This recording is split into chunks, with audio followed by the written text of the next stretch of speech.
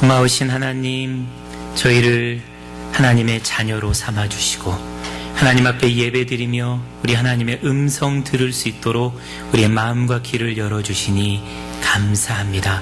이 시간도 영의 양식 먹고 주님의 자녀로 온전한 자로 세워져 갈 수 있도록 성령님 주장하여 주시옵소서.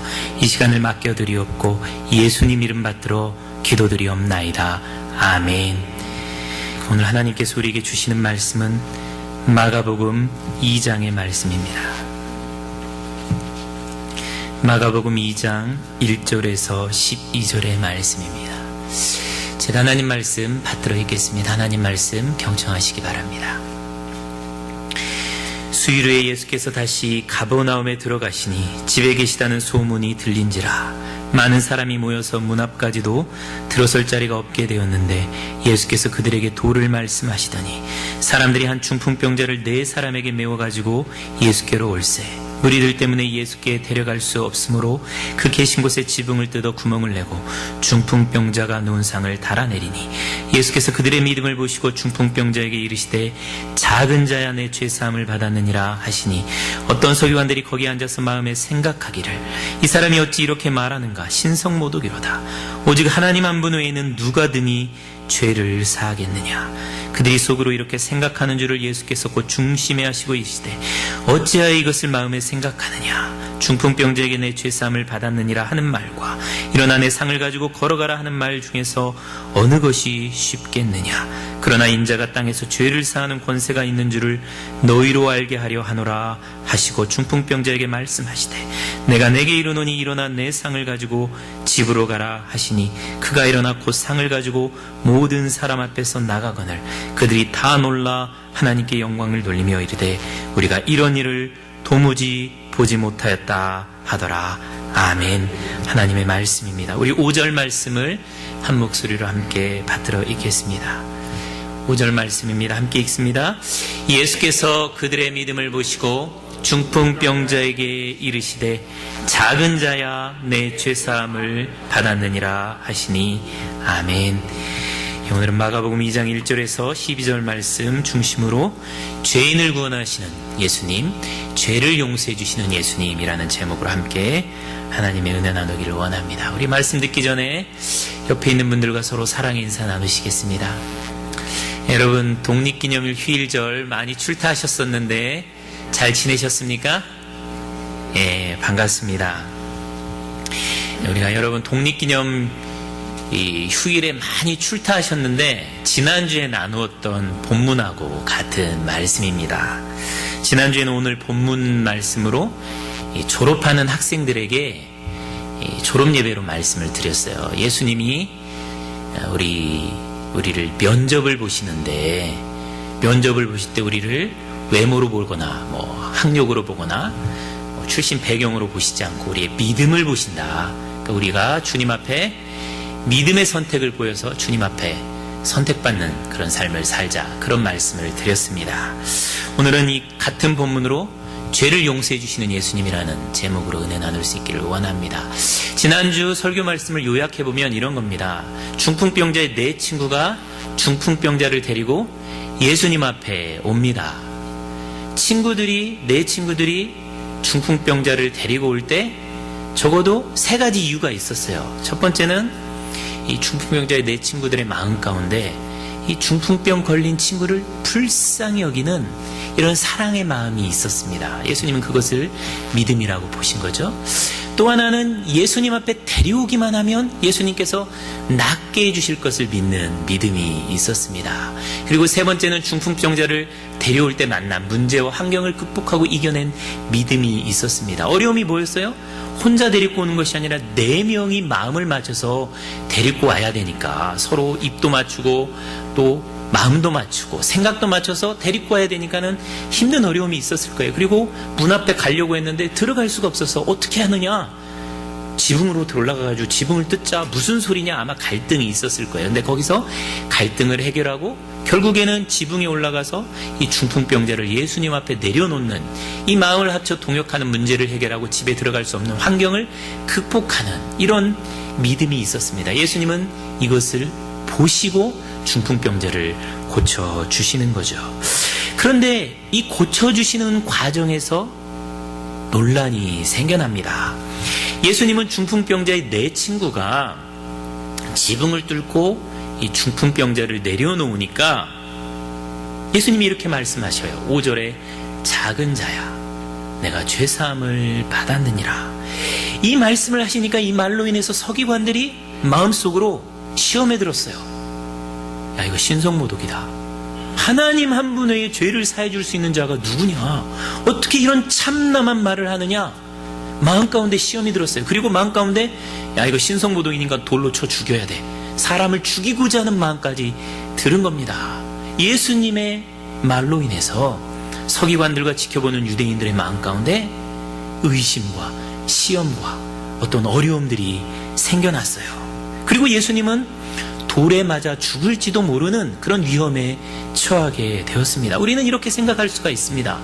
아니, 예수님이 왜 그냥 야, 중풍병자야 너 나아라, 그냥 네 상 들고 일어나 걸어가라, 이렇게 아무 논쟁 없는 말을 해서 치유하실 수도 있었는데 왜 네 죄사함을 받았느니라 그 말을 해서 서기관들 유대인들 마음에 시험 들게 하고 자기도 돌에 맞아 죽을 위험을 스스로 초래하나? 왜 예수님이 그런 말을 하나? 예수님 참 엉뚱하다, 그렇게 생각할 수도 있을 것입니다. 사실 전에 이 마가복음 2장 전에 1장에 보면 두 치유의 이 이야기가 등장해요. 하나는 베드로의 장모가 열병에 걸려서 누워있는데 예수님께서 치유하러 가실 때 아무 말 없이 그저 베드로의 장모의 손을 잡아 일으킵니다. 그러니까는 열이 떠나가고 낫게 돼요. 그때 치유해 줄 때는 아무 말 없이 그냥 치유해 주세요. 또 나병 환자, 이 나병 환자를 치유해 줄 때 예수님께서 그렇게 말씀하시죠. 이 1장 41절에 보면 내가 원하노니 깨끗함을 받으라. 어떤 논쟁이 될 만한, 문제가 될 만한 말을 한마디도 안 하십니다. 그냥 고쳐주시기만 해요. 조용히 고쳐주시기만 해요. 그러니까 이번에도 중풍병자를 고칠 때 그냥 말없이 일으켜 세우시거나 이 중풍병아 떠나가라 이렇게 명령하시거나 아니면 오늘 본문 말씀처럼 그냥 네 상을 들고 일어나 집으로 가라 이렇게 말씀만 하실 수도 있었을 텐데 예수님은 그렇게 고쳐주시지 않았어요. 작은 자야 네 죄사함을 받았느니라. 이 말로 인해 서기관들과 논쟁이 벌어지고 서기관들은 마음에 시험이 들고 또 예수님은 돌에 맞아 죽을 수 있는 그런 엄청난 위험을 겪게 됩니다. 예수님께서 왜 이렇게 말씀하셨을까? 그 답이 10절에 나와 있습니다. 10절에 보면 인자가 땅에서 죄를 사하는 권세가 있는 줄을 너희로 알게 하려 하노라. 예수님은 중풍병자를 치유하는 사건을 통해서 꼭 깨닫게 해주고자 하는 어떤 영적인 진리, 영적인 깨달음이 있었어요. 그것을 알려주시기 위해서 논쟁적인 말을 하시는 겁니다. 예수님은 소자야 네가 죄사함을 받았느니라 이 말씀을 통해서 적어도 세 가지를 우리에게 알려주시기를 원합니다. 첫 번째로 예수님에게 죄를 사해 주시는 권세가 있다는 겁니다. 죄사함의 권세가 있다는 것을 알려주시기 위해서 평소에 하지 않던 말씀을 하시는 거예요. 그런데 이것을 좀 더 깊이 생각해보면 예수님께서 보실 때 중풍병자의 네 친구들이 중풍병자를 예수님 앞에 데리고 왔잖아요. 근데 예수님께서 이 중풍병자를 보실 때 중풍병자에게 정말로 중요하고 필요한 것은 이 중풍병이 낫는 것이 아니라 그것보다 더 중요하고 필요한 것은 죄사함을 받는 것이라는 것을 알려주시기 위해서 이렇게 말씀을 하신 겁니다. 아주 중요한 영적인 진리가 여기에 담겨져 있습니다. 사람들은 육체적인 질병, 중풍병이 낫는 것이 훨씬 더 시급한 일이고 중요한 일이고 필요한 일이라고 생각을 해서 중풍병자를 데리고 왔어요. 그런데 예수님은 그렇게 생각하지 않는 거예요. 예수님이 보실 때 훨씬 더 중요하고 시급하고 필요한 일은 이 중풍병자가 중풍병 치료되는 것보다 죄사함 받는 것, 죄의 문제를 해결함 받는 것이 훨씬 더 중요한 일이라고 말씀해 주시는 겁니다. 많은 사람들이 교회로 나올 때 예수를 믿을 때 왜 나옵니까? 육체적인 필요, 경제적인 문제, 관계의 문제, 질병의 문제, 이것을 해결받기 위해서 예수님 앞에 나와요. 그래서 어떤 문제가 생기면 사람들이 기도하러 나옵니다. 그런데 예수님이 보실 때는 육체적인 필요가 해결되는 것보다 훨씬 더 중요한 것은 하나님과의 관계의 문제, 영적인 문제, 죄의 문제가 해결되는 것이 훨씬 더 중요하다는 사실을 오늘 본문을 통해서 우리에게 말씀해 주십니다. 우리는 이 영적인 진리를 잊고 살아갈 때가 얼마나 많은지 몰라요. 육체적인 필요가 해결되는 것보다 영적인 필요가 해결되는 것, 특별히 죄사함의 문제가 해결되는 것, 이것이 훨씬 더 중요하다는 사실을 잊고 살 때가 얼마나 많은지 모릅니다. 사람이 만일 온 천하를 얻고도 자기 목숨을 잃으면 무엇이 유익하겠느냐? 무엇을 주고 사람이 제 목숨을 구원하고 바꾸겠느냐? 그렇게 말씀하세요. 그런데 우리는 이것을 잊어버리고 살아갑니다. 이 예수님의 시각을 잊어버리고 살아가요. 우리의 삶은 유한합니다. 반드시 죽어요. 그러나 우리는 영원히 살 것처럼 교만하게 스스로 생각하면서 살아갑니다. 죽은 다음에 심판이 있다고 주님께서 계속 말씀하시는데 우리는 심판이 없는 것처럼 살아갈 때가 얼마나 많은지 몰라요. 사람들 앞에서 살아가요. 하나님 앞에서 살아가지 않고 그저 사람들 앞에 잘 보이려고, 사람들 앞에 보이려고 살아가요. 하나님 앞에 드러나면 분명히 거기에 심판이 있는데, 예수님은 항상 우리의 필요, 내가 중요하다고 생각하는 것에만 관심을 두고 살아가는 우리들을 깨우쳐 주시기 위해서 하나님 입장에서 가장 중요하고 필요한 문제가 무엇인지를 알려주시기 위해서 이 논쟁적인 말씀을 하시는 거예요. 죄사함이 제일 중요한 문제다. 죄의 문제를 해결하고 살아가는 것이 이 세상에서 행복하게 살아가고 하나님 앞에 살아가서 하나님 앞에서 영생을 얻는 길이다라는 것을 알려주시는 겁니다. 우리는 정말 우리에게 필요한 것이 영적인 생명, 죄사함이라는 이 사실을 정말로 마음속 깊이에서 깨달아야 돼요. 많은 사람들이 육체적인 필요, 물질적인 필요가 채워지면 행복하게 살 수 있을 것이라고 생각을 합니다. 근데 정말 그런가요? 한국이 1960년도인가요? 이 국민소득, 1인당 국민소득 통계가 시작됐는데 그때 80불이었어요. 근데 2013년 1인당 국민소득이 25,000불이 되었습니다. 312배가 넘게 소득이 증가가 됐어요. 1인당 25,000불이니까. 그러면 여러분, 행복도 1960년도에 비해서 2013년 살아가는 사람들이 행복도 300배 넘게 행복합니까? 안 그래요. OECD 국가에서 한국은 10년 연속 자살률 1위입니다. 노인 자살률도 1위예요. 그리고 출산율도 거꾸로 1등입니다. 한국 사람들은 300배 돈을 더 많이 벌었는데 제일 많이 자살하고 노인들도 제일 많이 죽고 애도 가장 안 낳는 나라가 되었습니다. 제가 가르쳤던 수많은 청년들이 지금은 30대 중반이 돼서 기업체에 다닙니다. 직장에서 자기보다 더 똑똑하고 더 집안도 좋고 더 공부도 더 잘하고 더 좋은 학교를 나온 사람들을 많이 만난다는 그런 이야기를 해요. 그런데 그 똑똑한 사람들, 더 좋은 배경을 가지고 있는 사람들이 항상 고민하는 게 회사를 언제 그만둘 수 있을까? 이것을 고민하며 회사를 다닌다는 거예요. 그렇게 어렵게 들어온 회사, 돈도 많이 주는데 세상에서도 이름만 대면 다 알아주는 직장인데 언제 그만둘까? 그렇게 생각하면서 불평하고 원망하며 살아간다는 거예요. 왜 그래요? 인간관계 때문에 그렇습니다. 직장 상세 때문에 스트레스 받고 정말로 자기하고 친한 친구한테 뒤통수 맞고 자기 밑에 있는 후배들한테 욕도 먹고 인간관계가 너무 힘든 거예요. 그래서 커피 타다 주다가 침도 뱉어보고 식당에 가서 숟가락에 자기 땀도 묻혀보고 그렇게 복수도 해보지만 그 마음 가운데 불평과 불만이 사라지지 않는 거예요. 왜 그래요? 죄 문제 때문에 그렇습니다. 자기의 죄 때문에 그렇고 자기 주위에 있는 사람의 죄 때문에 그래요. 서로 용납해 줄 수 없고 이해해 줄 수 없고 친절하게 대해 줄 수 없는 그 죄 문제 때문에 서로 피곤하고 지치고 괴로운 거예요. 죄 문제가 해결되지 않으면 아무리 환경이 좋아지고 아무리 먹는 것이 많아져도 괴로울 수밖에 없습니다. 여러분, 수많은 부부들이 이혼을 해요. 좋은 집에 살고 차도 2세대 되고 자식들도 다 좋은 대학 갔어요. 그런데 이혼해요. 왜 그래요?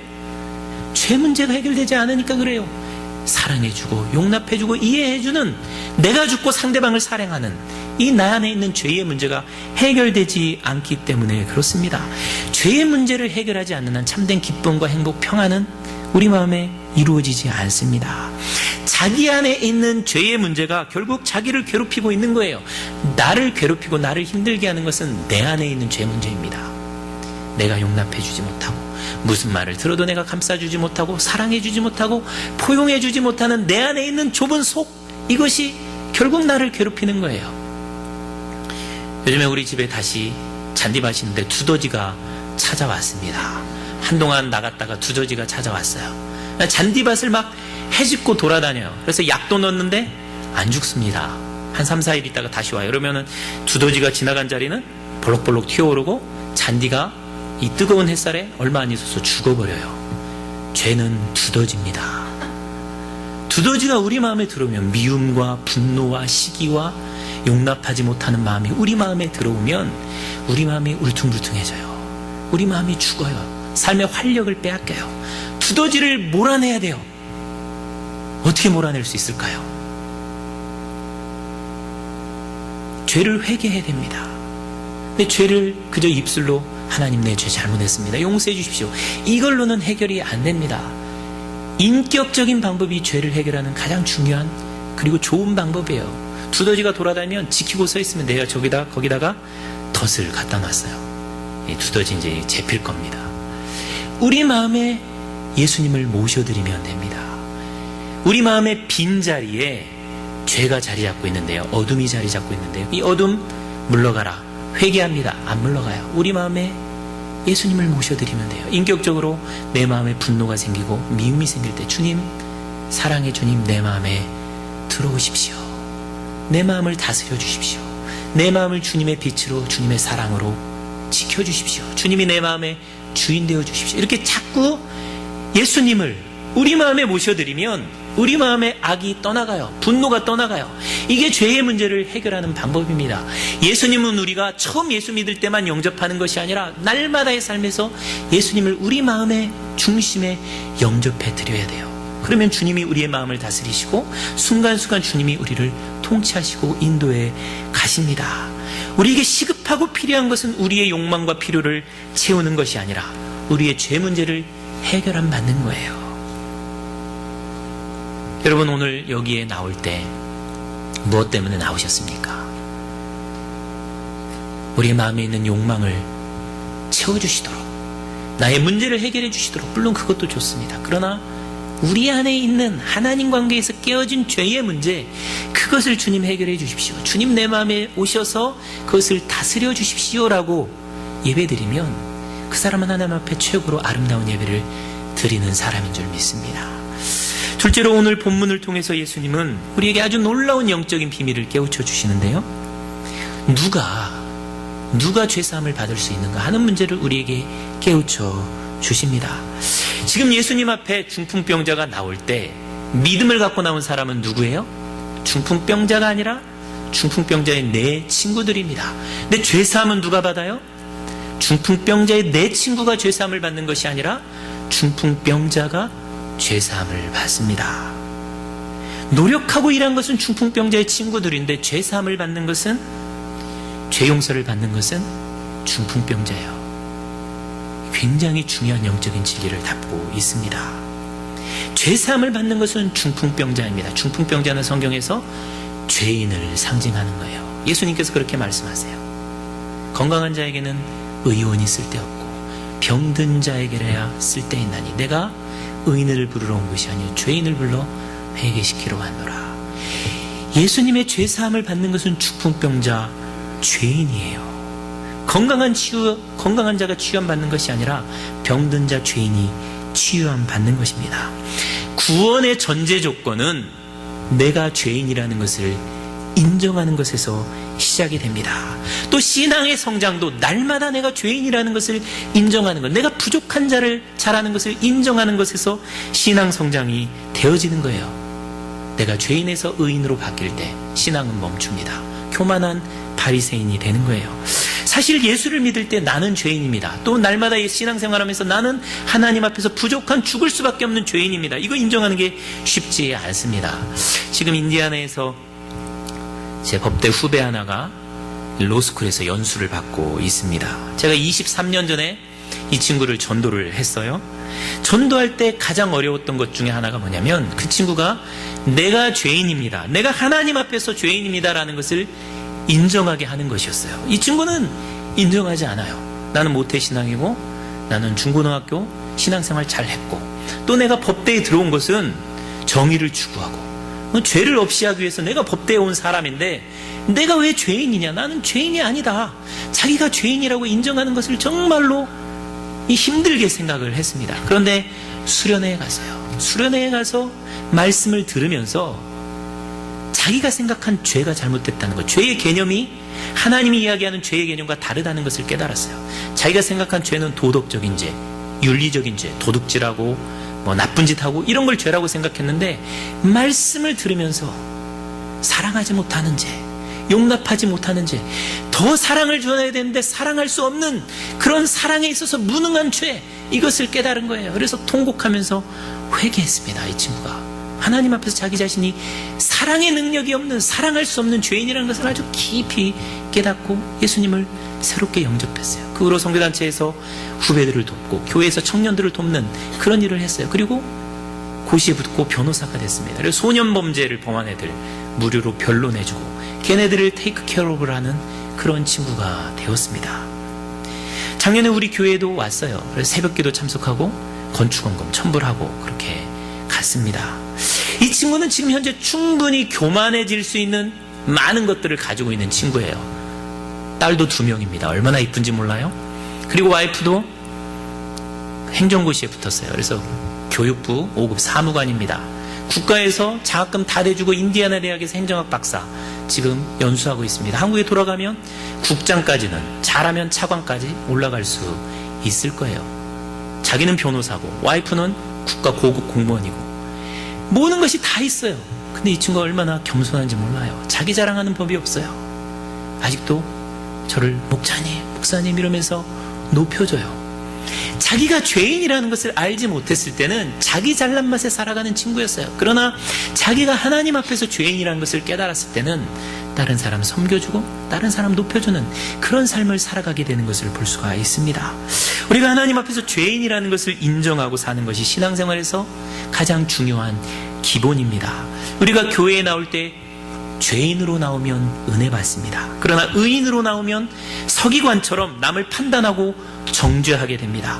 죄인으로 나오면 하나님이 보이고 의인으로 나오면 사람들의 부족한 것이 보이는 거예요.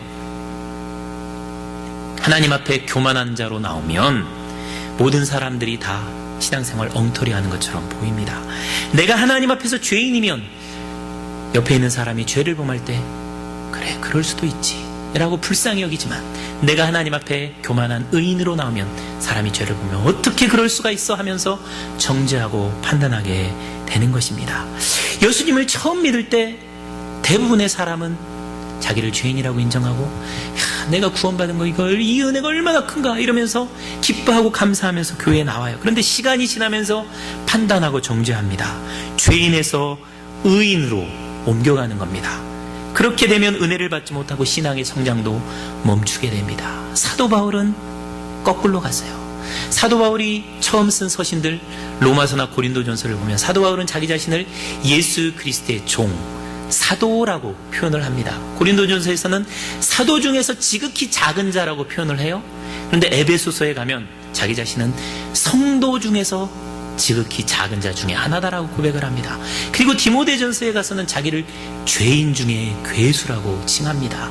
사도에서 성도로, 성도에서 죄인으로 나이를 먹어가면 갈수록 자기 자신이 하나님 앞에서 얼마나 작은 자인가, 큰 죄인인가를 깨달아 가는 거예요. 이렇게 우리 신앙이 성숙해 가면서 우리의 죄가 드러나고 겸손이 낮아질 때 하나님 앞에서 인정받고 높임을 받는 복된 인생 살아가게 될 줄 믿습니다. 마지막으로 오늘 논쟁을 통해서 예수님께서 분명하게 말씀해 주시는 것은 어떻게 죄사함을 받을 수 있는가 하는 것이에요.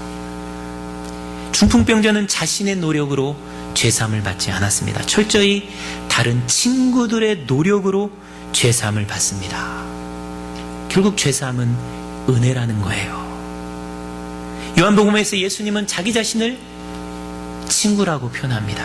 친구를 위하여 자기 목숨을 버리는 자보다 더 큰 사랑이 없다 말씀하시면서 친구들을 위해서 자기 목숨을 주시는 겁니다. 우리가 죄사함을 받은 것은 우리가 신앙생활 잘해서, 우리가 열심히 전도하고 열심히 기도해서 죄 용서받는 게 아니에요. 우리의 친구 되신 예수님께서 우리를 위해서 십자가에 죽어서 죄값을 다 지불해 주셨기 때문에 우리가 은혜로 구원받는 거예요. 중풍병자가 한 것은 친구들에게 자기 자신을 맡기는 것밖에 없었습니다. 우리도 마찬가지입니다. 우리가 할 일은 아무것도 없고 다만 우리의 친구 되신 예수님에게 우리의 삶을 맡기는 것밖에는 없는 거예요. 그것을 믿음이라고 이야기합니다. 중풍병자의 친구들이 중풍병자를 데리고 갈 때 나는 안 가, 예수가 치료해줘 이렇게 거부했더라면 치료도 못 받고 죄사함도 받지 못했을 거예요. 마찬가지예요. 우리도 예수님 앞에 우리를 드리기를, 맡겨드리기를 거부하면 우리는 용서받지도 못하고 성장도 없습니다. 믿음이라는 것은 내가 노력하는 것이 아니라 나를 주님 앞에 내려놓는 거예요. 내가 신앙생활을 잘하기 위해서 열심히 노력하는 것이 아니라 내 안에 있는 죄악된 의지, 죄악된 욕망, 죄악된 감정들을 내려놓는 겁니다. 주님 앞에 맡기는 거예요. 그러면 신앙생활 잘하는 거예요. 내가 뭔가 이루려고 애쓰면 그건 문제만 생겨요. 주님 앞에 내려놓으면, 주님 앞에 맡기면 내가 은혜로 신앙생활 하는 거예요. 이 은혜로 신앙생활하는 진리를 깨닫는 것이 신앙생활에서 아주 중요합니다. 은혜라는 것은 내가 잘나서 내가 노력해서 얻는 것이 아니라 하나님의 주권적인 선택과 우리 하나님의 주권적인 선물로 모든 것이 주어진다는 것을 믿는 것이 은혜를 믿는 신앙이에요. 세상 사람들 가운데 뱁새로 태어나는 사람도 있고 황새로 태어나는 사람도 있어요. 디모데후서에 보면 금그릇, 은그릇, 질그릇, 나무그릇 여러 종류의 그릇으로 태어납니다. 근데 뱁새로 태어난 사람이 황새를 보면서 나는 왜 뱁새로 태어나고 쟤는 황새로 태어났나 이러면서 황새만 쳐다보면 불평과 불만, 원망을 하며 살아갑니다. 그런데 내가 뱁새로라도 태어난 것에 대해서 감사하면 모든 것이 내게 주어진 선물이고 은혜로 생각이 되고 믿어져서 감사가 되는 거예요. 지난달 마지막 주에 시카고에서 코스타가 있었습니다. 한국의 유학생들 전도 집회가 있었어요. 그 집회 주강사로 나오신 분이 미르바 던이라는 이 밴쿠버에 있는 리전트 칼리지의 예배학 교수님입니다. 1948년생이니까 지금 66세입니다. 여러분 사진 한번 보시기 바랍니다. 저분 휠체어에 앉아 계셔요. 저쪽 다리를 보면 한쪽 다리는 잘랐습니다. 한쪽 다리를 낙상해서 다리를 잘라버렸어요. 그리고 왼쪽은 오래전부터 심한 변형이 있어가지고 설 수 없는 아주 어려운 상황입니다. 신장 이식을 받았어요. 투석하고 있습니다. 오른쪽 눈은 실명이 됐고 왼쪽 청력을 상실했습니다. 당뇨를 앓고 있고요. 언제 죽을지 모르는 그런 상황입니다. 근데 이분이 이 코스타 수련회 오셔서 3일 동안 하루에 80분씩 저렇게 이 단상을 의지해서 서서 설교를 했어요. 앉아있기도 힘든 상황의 사람이 하나님의 말씀을 어떻게 내가 앉아서 전할 수 있느냐, 서서 저렇게 말씀을 선포했습니다. 이분이 어느 날 아침, 세 번째 날인가 두 번째 날 아침에 이런 질문을 던져서 수많은 청중들을 감동을 시켰다고 합니다. 여러분, 기적을 체험하셨습니까? 사람들이 어리둥절해서 뭔가 대답을 못할 때 오늘 여러분이 아침에 일어나서 두 발로 서서 돌아다니셨다면 그것이 기적입니다. 내 입장에서 볼 때는 그것이 기적입니다. 그렇게 이야기를 하셨다는 거예요. 그러면서 자기 자신의 감사의 이야기를 이어갔다고 합니다.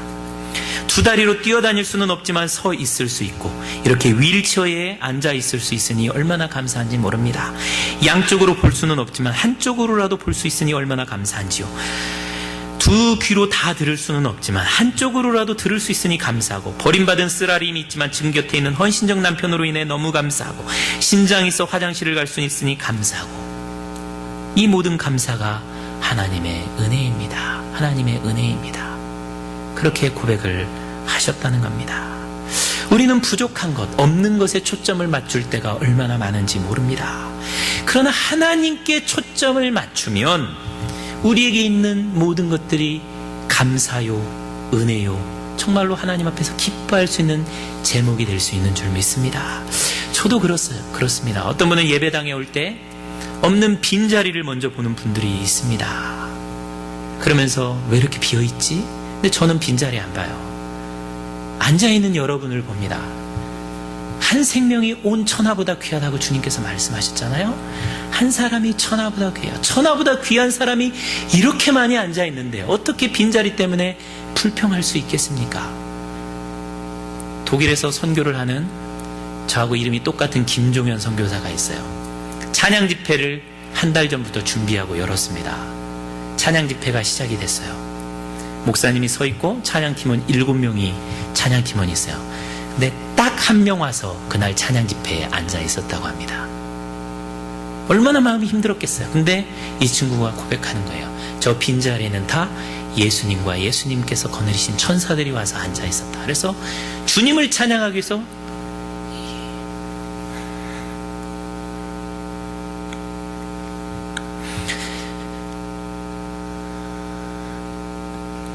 이 집회를 했다는 것입니다. 우리가 하나님을 보면 불평할 게 없어요. 사람을 보면, 환경을 보면, 조건을 보면 감사를 잃어버립니다. 우리 사랑하는 성도 여러분, 오늘 주님께서 본문을 통해서 우리에게 3가지를 말씀해 주십니다.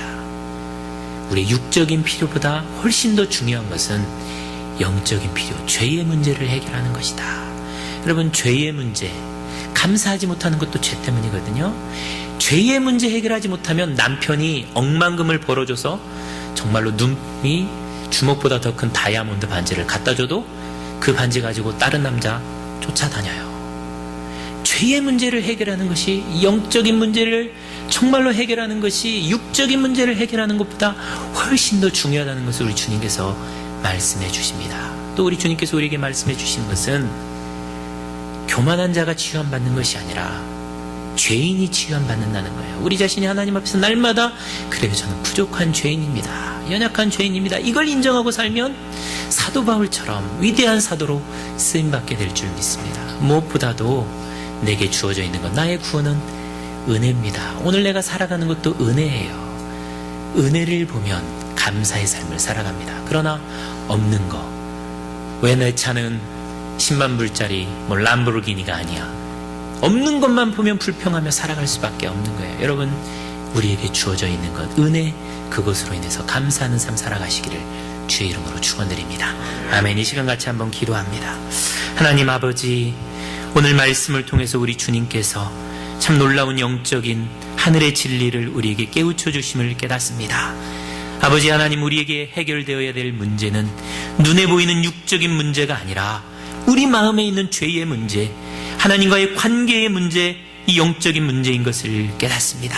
아버지 하나님, 용서하지 못하고 사랑하지 못하고 감사하지 못하는, 만족하지 못하는 욕망에 사로잡혀서 불평하고 원망해 내는 우리 마음에 있는 이 죄의 문제를 예수님의 십자가의 사랑으로 해결 안 받는 삶들 다 되게 은혜 허락하여 주시옵소서.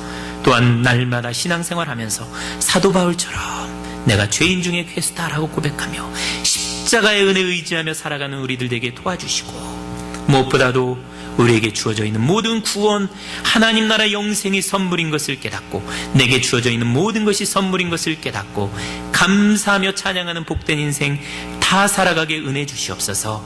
내게 없는 것 바라보기보다는 우리 주님 바라보는 아름다운 신앙의 눈 갖고 살아가는 복된 성도들 다 되게 복 내려 주시옵소서. 우리를 구원하여 주시는 예수님의 이름 받들어 기도드리옵나이다.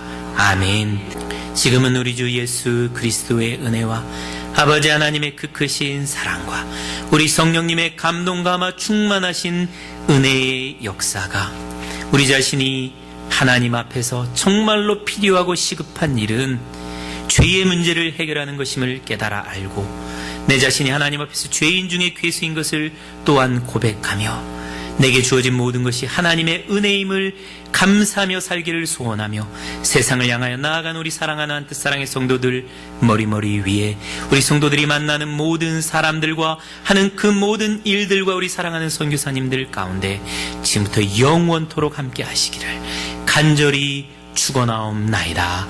아멘.